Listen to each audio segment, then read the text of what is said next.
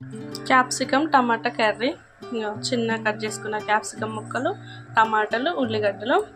ఇప్పుడైతే ఇగో పొయ్యి మీద ఒక గిన్నె పెట్టుకొని ఆల్రెడీ ఆయిల్ అయితే వేసుకున్నా.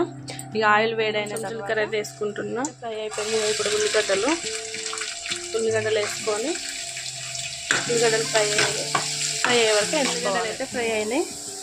కొంచెం అల్లం, కొంచెం పసుపు వేసుకొని మంచిగా కలబెట్టుకోవాలి. పచ్చివాసన అయినాక ఇప్పుడు క్యాప్సికమ్ ముక్కలు వేసుకోవాలి. ముక్కలు కొంచెం దబ్బన మగ్గాలంటే కొంచెం ఉప్పు చల్లుకున్నాం అనుకో మంచిగా దబ్బన ఫ్రై అవుతాయి. అడుగంటకుండా కలుపుకోవాలి. ఎందుకంటే ఇందులోకి వెళ్ళి వాటర్ కాబట్టి అడుగంటుతాయి. మగ్గిన తర్వాత ఇగో టమాటాలు అయితే వేసుకోవాలి.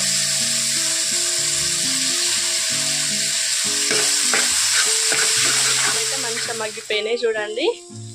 ఇగో ఇప్పుడైతే మనం తగినంత కారం అయితే వేసుకోవాలి. ఎవరు తినే టేస్ట్ తగ్గట్టు అంత కారం. మేమైతే కొంచెం ఎక్కువనే తింటాం. కొంచెం మగ్గిన తర్వాత మనకు కొన్ని వాటర్ వేసుకుని ఇష్టం వేసుకుంటే నేనైతే కొన్ని వేస్తున్నా లైట్గా.